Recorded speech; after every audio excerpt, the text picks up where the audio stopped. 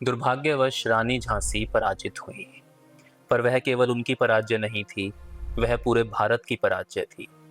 उनका शरीर भले ही न रहा हो, लेकिन उनकी आत्मा कभी नहीं मर सकती।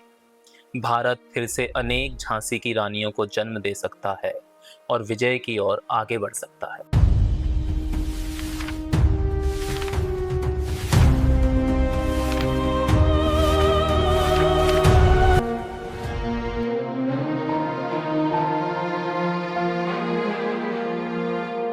नमस्कार, जीवनी के पहले एपिसोड में आज कहानी रानी झांसी रेजिमेंट, कैप्टन लक्ष्मी स्वामीनाथन और रेड फोर्ट ट्रायल्स की।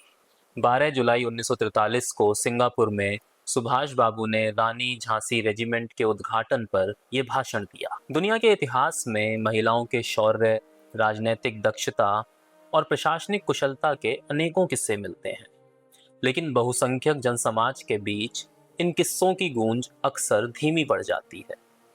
तो वक्त वक्त पर इन किस्सों को दोहराना लाजमी हो जाता है। भारत की आज़ादी का संघर्ष महज एक सत्ता परिवर्तन या किसी शासक से आज़ादी नहीं था। ये एक बहुत बड़ी आंतरिक चुनौती थी। कैसी आंतरिक चुनौती? सोशल इनजस्टिस, सामाजिक अन्याय। 19वीं सदी के मध्य से ही सोशल रिफॉर्म मूवमेंट्स ने जोर पकड़ा और इन सोशल रिफॉर्म मूवमेंट्स का मुख्य केंद्र रहा महिलाओं की स्थिति में परिवर्तन। और ऐसे में 1943 में जब आज़ाद हिंद फौज के साथ रानी झांसी रेजिमेंट को जोड़ा गया, यानी महिलाओं की अपनी टुकड़ी, तो ये एक बहुत बड़ा संदेश था। इस संदेश को हम 3 आयामों से जोड़ सकते हैं।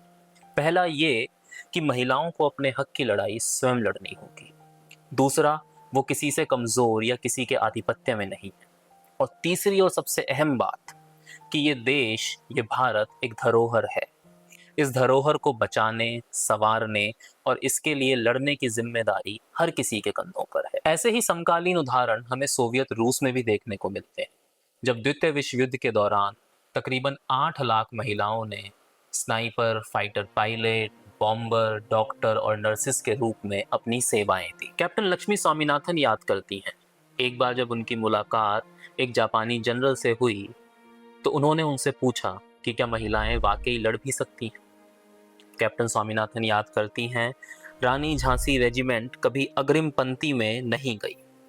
सैन्य प्रशिक्षण के बावजूद कई रंगरूठों ने बर्मा में नर्स और अस्पतालों में काम करने का विकल्प चुना।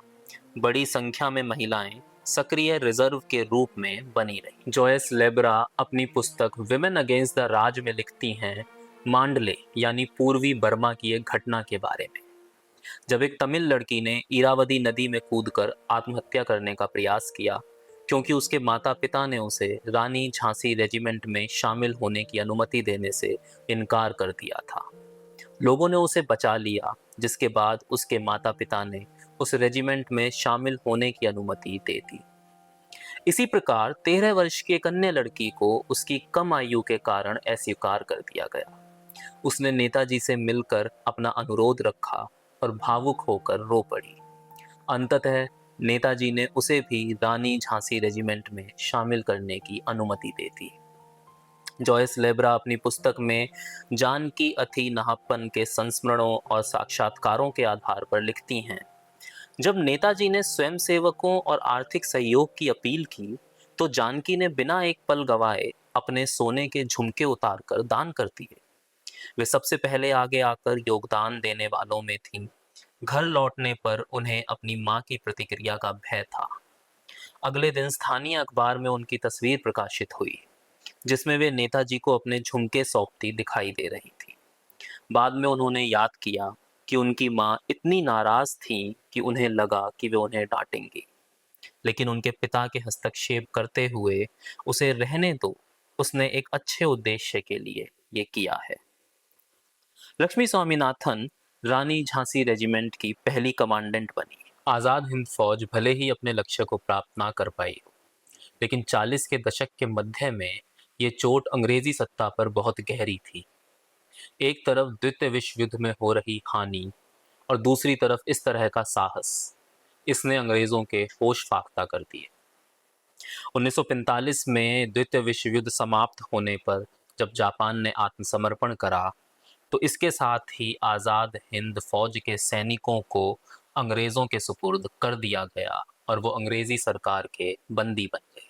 ब्रिटिश सरकार उन पर देशद्रोह का मुकदमा चलाना चाहती थी क्योंकि वो पहले ब्रिटिश भारतीय सेना में थे, लेकिन नेताजी के आह्वान पर आज़ाद हिंद फौज में भर्ती हो गए और ब्रिटेन के विरुद्ध लड़े। ब्रिटिश सरकार ने मुकदमे को सार्वजनिक रूप से लाल किले में चलाने का निर्णय लिया। इरादा साफ था, आईएनए को देशद्रोही साबित करना और आम जनता को ये संदेश देना कि ब्रिटिश राज से टकराने का अंजाम क्या होता है। 5 नवंबर 1945 को पहला मुकदमा शुरू हुआ।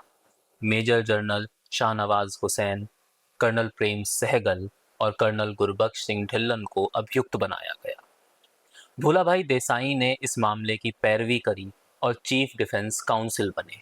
तकरीबन 25 साल के बाद पंडित जी ने भी बैरिस्टर का चोगा डाला और लाल किले में चल रहे आईएनए के बचाव पक्ष के वकीलों में शामिल हुए। खैर, मुकदमा हारा गया।